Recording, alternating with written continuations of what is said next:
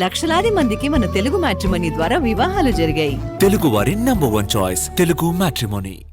తీవ్రమైన వేసవి తాపంతో అల్లాడుతున్న దేశ ప్రజలకు చల్లని కబురు. నైరుతి రుతుపవనాలు చురుగ్గా కదులుతూ అంచనాల కంటే ముందుగానే దేశంలోకి ప్రవేశించాయి. ఈసారి కూడా సాధారణం కంటే అధిక వర్షపాతం నమోదవుతుందని ఐఎండీ వెల్లడించింది.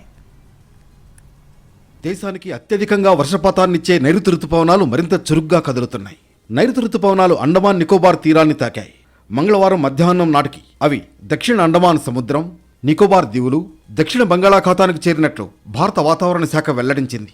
రుతుపవనాల ప్రభావంతో గత 2 రోజులుగా నికోబార్ దీవుల్లో భారీ వర్షాలు కురుస్తున్నాయి. రానున్న 3-4 రోజుల్లో నైరుతి రుతుపవనాలు దక్షిణ అరేబియా సముద్రం, బంగాళాఖాతం మధ్య వరకు విస్తరించేందుకు వాతావరణ పరిస్థితులు అనుకూలంగా ఉన్నాయని ఐఎండీ తెలిపింది. మే 27 నాటికి రుతుపవనాలు కేరళను తాకే అవకాశం ఉన్నట్లు ఇప్పటికే వాతావరణ శాఖ అంచనా వేసింది. సాధారణంగా జూన్ 1 నాటికి రుతుపవనాలు పలకరిస్తూ ఉంటాయి. ఈసారి మాత్రం అంతకంటే ముందుగానే వచ్చేందుకు అవకాశాలు కనిపిస్తున్నాయి. అలా జరిగితే 2009 తర్వాత రుతుపవనాలు అంచనాల కంటే ముందుగా రావడం ఇదే తొలిసారవుతుంది. ఆ ఏడాది మే 23నే నైరుతి రుతుపవనాలు కేరళను తాకాయి. ఈసారి సాధారణం కంటే ఎక్కువ వర్షపాతం నమోదయ్యే అవకాశం ఉందని అంటున్నారు అధికారులు. మన దేశంలో 52% నికర సాగు భూమికి ఇప్పటికీ వర్షపాతమే ప్రధాన ఆధారం. దేశ మొత్తం వ్యవసాయ ఉత్పత్తిలో ఈ సాగు భూమి నుంచి ఏకంగా 40% దిగుబడి వస్తుంది. అందుకే భారత ఆహార భద్రత, ఆర్థిక స్థిరత్వంలో నైరుతి రుతుపవనాలు కీలక పాత్ర పోషిస్తాయి.